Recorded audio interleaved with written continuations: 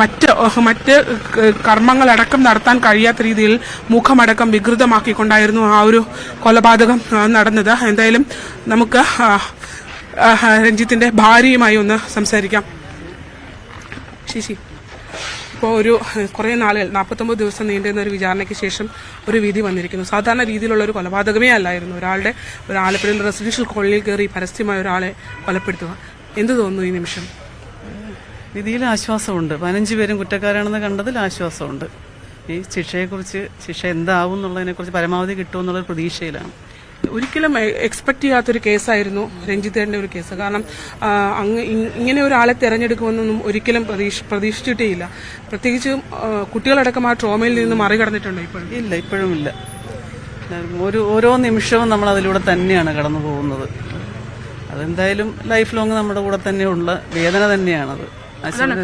വിചാരണ കാലയളവും അവരെ സംബന്ധിച്ചിടത്തോളം വളരെ കഠിനമായിരുന്നു. ആ ഓരോ നിമിഷങ്ങളും നമ്മളെ പരമാവധി ബുദ്ധിമുട്ടിക്കാവുന്നതിന്റെ അങ്ങേയറ്റം അവർ കേസ് നീട്ടാനും പല പ്രാവശ്യം സ്റ്റേയും കാര്യങ്ങളും എല്ലാമായിട്ട് ഒത്തിരി ബുദ്ധിമുട്ടിച്ചു. എന്നാലും കോടതി അതിനെല്ലാം മേലെ സത്യത്തിൽ കണ്ടെത്തി എന്നുള്ളൊരു ആശ്വാസമാണ് ശരിക്കും. ഇവര് രണ്ടുപേരും അഭിഭാഷകരാണ്. രഞ്ജിത്തും ഒപ്പം തന്നെ അദ്ദേഹത്തിന്റെ ഭാര്യ ലിഷയും ആലപ്പുഴ കോടതിയിലെ അഭിഭാഷകരായിരുന്നു. അതുകൊണ്ട് തന്നെ ഈ വിചാരണ ആലപ്പുഴ കോടതിയിൽ നിന്ന് മാറ്റണമെന്നടക്കമുള്ള കാര്യങ്ങൾ പറഞ്ഞുകൊണ്ട് ഒരുപാട് ആ കേസ് നീട്ടിവെക്കാനുള്ള ശ്രമം ഉണ്ടായി. നാടകീയമായ ഒരുപാട് സംഭവങ്ങൾ ഒത്തിരി ഉണ്ടായിരുന്നു.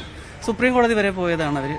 ഏതായാലും സുപ്രീം കോടതി ഹൈക്കോടതിയുടെ വിധിക്ക് വിട്ടു. ഹൈക്കോടതി അടുത്ത സ്റ്റേഷൻ തൊട്ടടുത്ത അഡീഷണൽ ജില്ലാ കോടതിയിലേക്ക് കേസ് മാറ്റിയതായിരുന്നു. തിങ്കളാഴ്ച വിധി വരാൻ തിങ്കളാഴ്ച അവരുടെ ഭാഗം കേൾക്കാൻ വേണ്ടി വെച്ചിരിക്കുകയാണ്. അതിനുശേഷമേ ശിക്ഷാവിധി പറയുകയുള്ളൂ.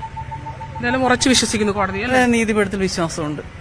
അതാണ് അവർക്ക് പറയാനുള്ളത്. എന്തായാലും ഇവരെ സംബന്ധിച്ചിടത്തോളം ആ സംഭവം നടന്നതിന് ശേഷമുള്ള വിചാരണ കാലയളവും വളരെയധികം ദുഃഖകരമായിരുന്നു. കാരണം ഓരോ കാര്യങ്ങളും ഓർത്തെടുത്ത് കുട്ടികളടക്കം ആ അമ്മയും മക്കളും അതിജീവനത്തിന് വേണ്ടിയും ഒപ്പം തന്നെ നീതിക്ക് വേണ്ടിയും അവർ പോരാടുന്ന ഒരു സാഹചര്യമാണ് ഉണ്ടായിരുന്നത്.